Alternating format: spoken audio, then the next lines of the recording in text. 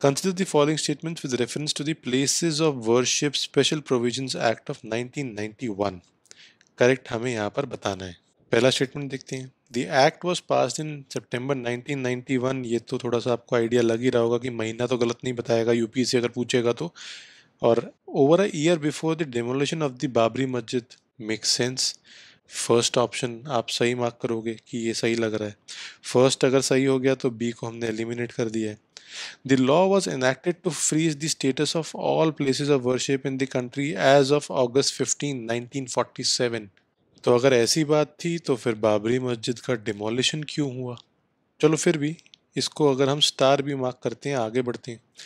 The act does not apply to any place of worship which is an ancient and historical monument। ये statement सही है।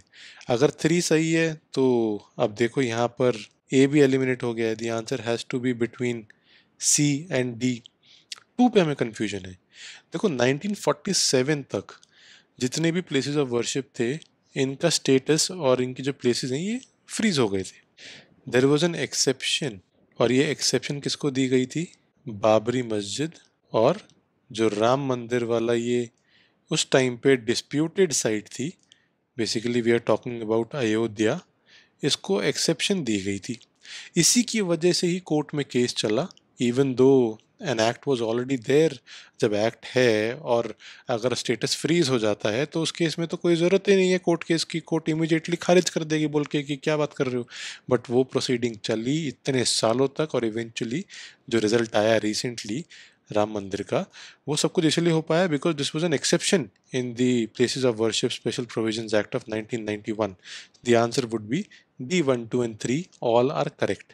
हाँ, ये बात फैक्ट है, जो ये एक्ट है this does not apply on the historical monuments और आर्कियोलॉजिकल साइट्स। ये जो हिस्टोरिकल मॉन्यूमेंट्स और आर्कियोलॉजिकल साइट्स हैं, these are covered under the ancient monuments and archaeological sites and remains Act of 1958। ये अपने को ध्यान रखना है। रीसेंट जजमेंट थी तो उसके बेसिस पे ये पूरा कॉन्टेक्स्ट मेक सेंस।